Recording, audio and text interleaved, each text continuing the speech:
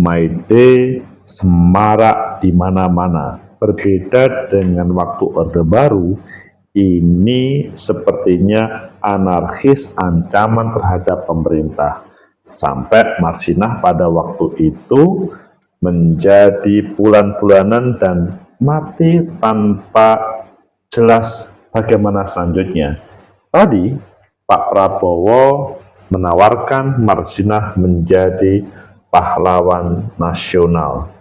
Bagaimana menurut kalian? Apakah ini pertanda Presiden Prabowo, bahkan Gubernur Khofifah dan beberapa kepala daerah itu sudah sinergi dengan buruh, atau ya ini ada momen politis untuk selanjutnya?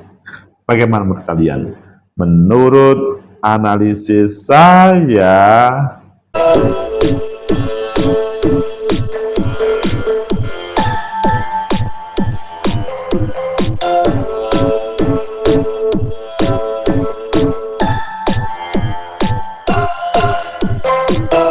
Assalamualaikum warahmatullahi wabarakatuh. Salam sejahtera untuk kita semua. Pecinta masa depan, tegakkan kebenaran, lawan ketidakadilan.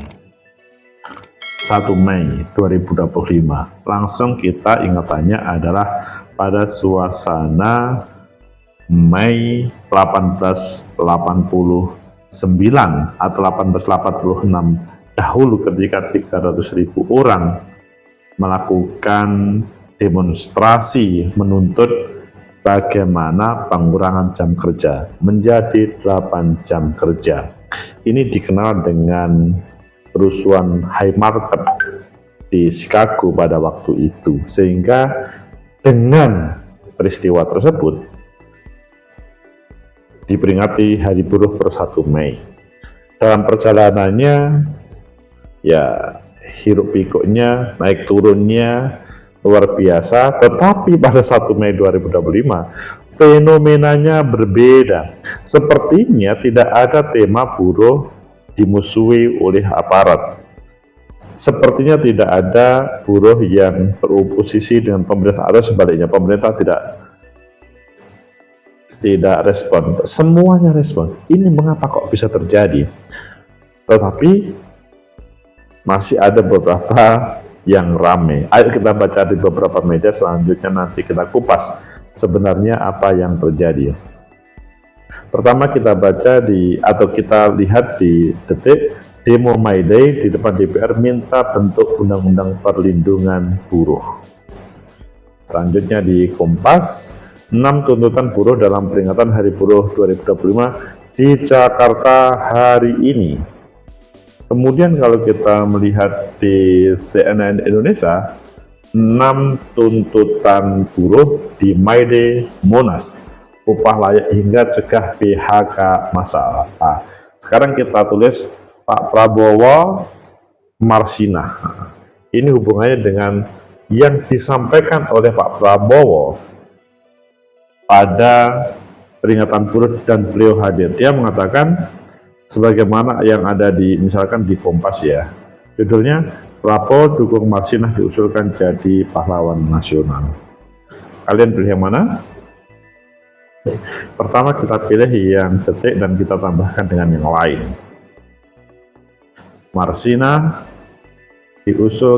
Dukung Marsinah diusulkan jadi pahlawan nasional. Ini adalah berita dan memang yang poinnya langsung, ada apa ini?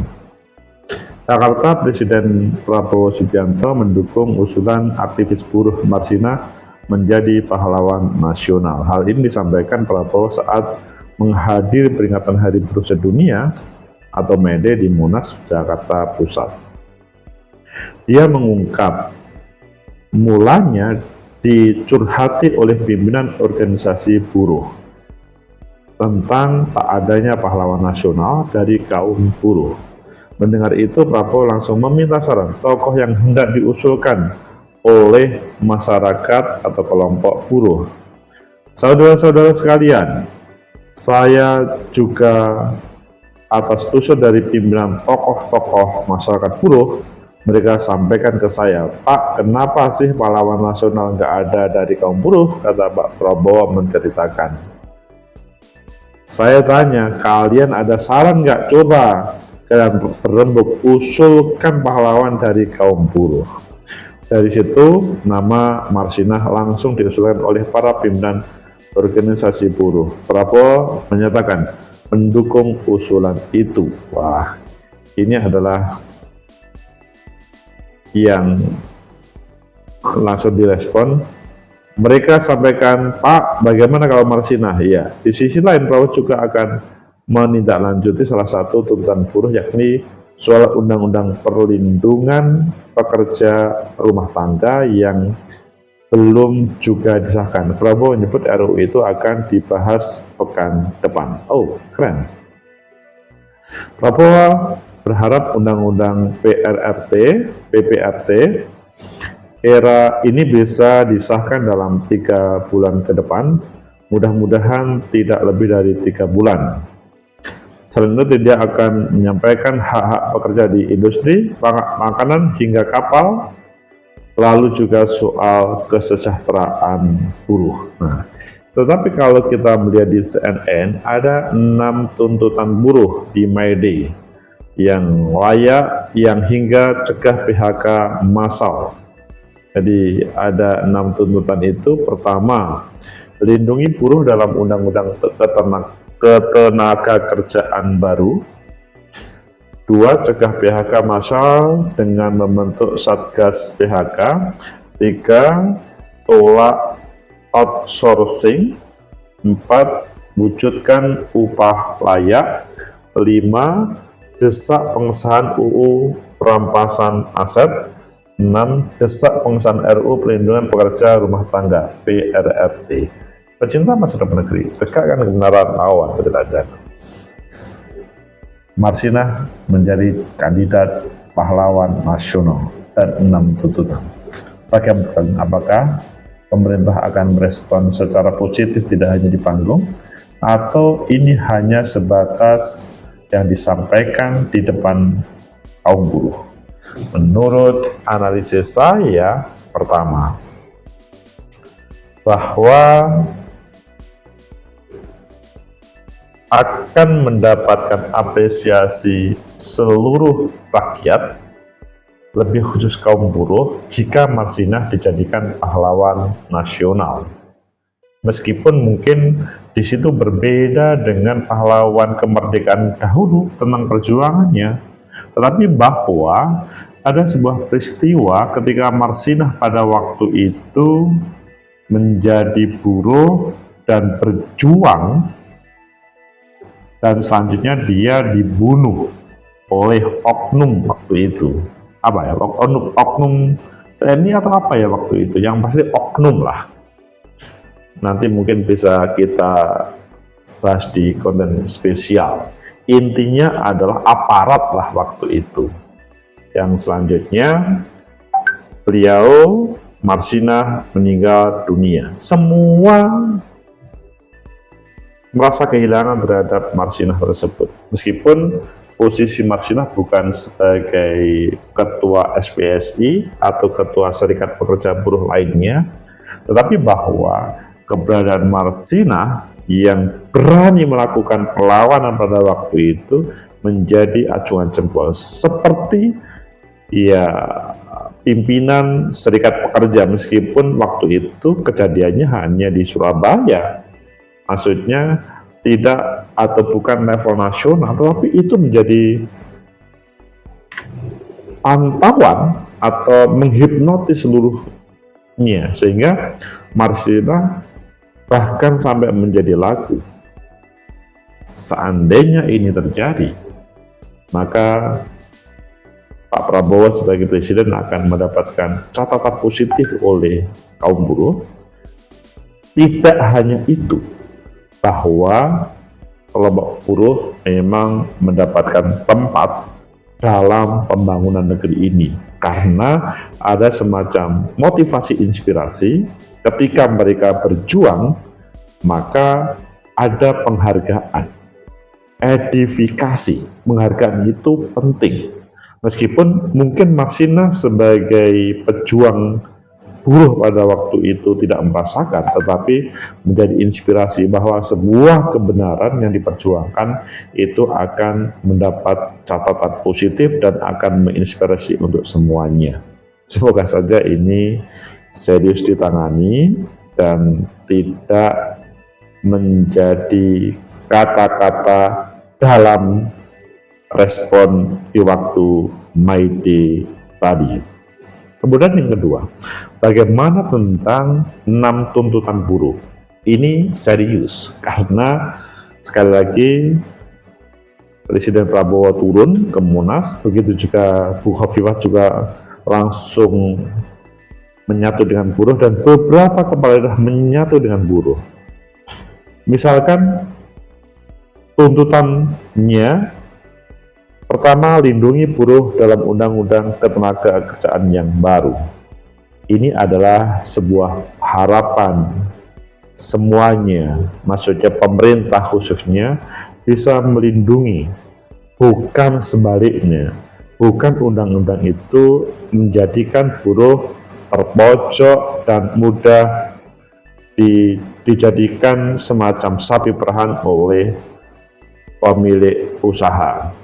Kemudian yang kedua, cegah PHK massal dengan membentuk Satgas PHK. Ini adalah hal yang rasional karena dikit-dikit tema PHK. Temanya pada waktu itu atau beberapa waktu yang lalu ketika dunia globalisasi hadir, maka terjadi semacam persaingan para pekerja migran yang hadir di Indonesia menjadi sebuah ancaman, dan di situ tema PHK kemudian muncul.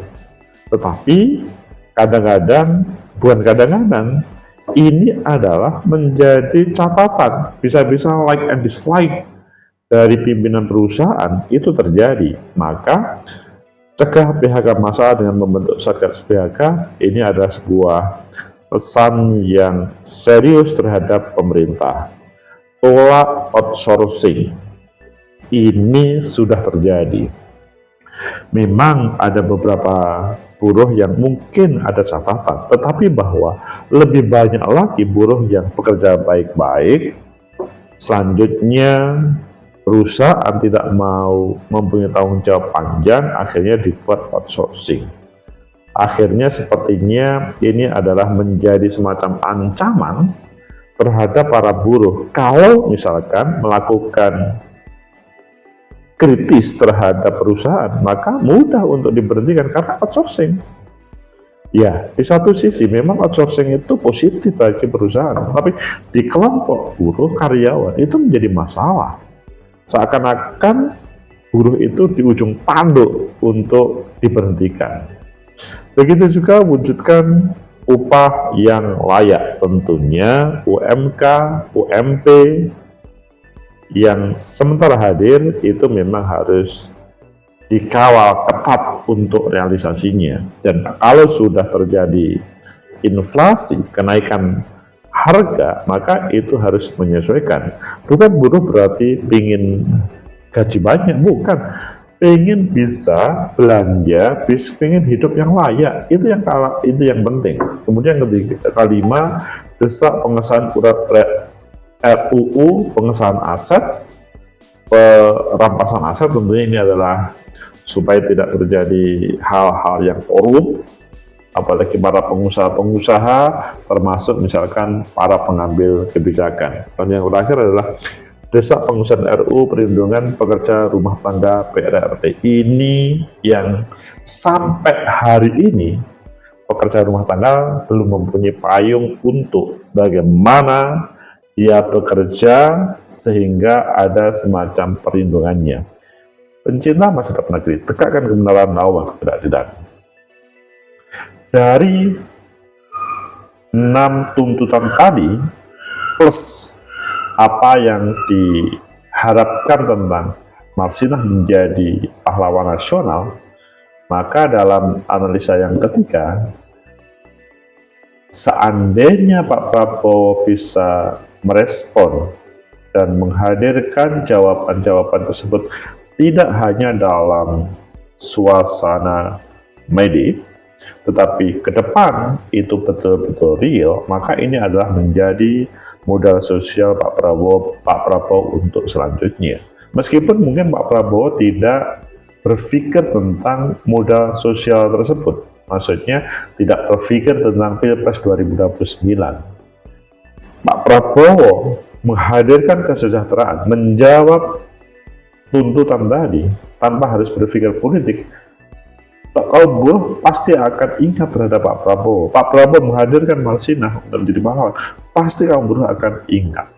Sehingga sebetulnya ini bukan berpikir politis, tapi ya otomatis akan terjadi. Pecinta masa depan kita tegakkan kebenaran lawan. Dan semoga apa yang dituntut kaum buruh bisa terbukti, dan semoga Pak Prabowo merealisasikannya. Semoga bermanfaat.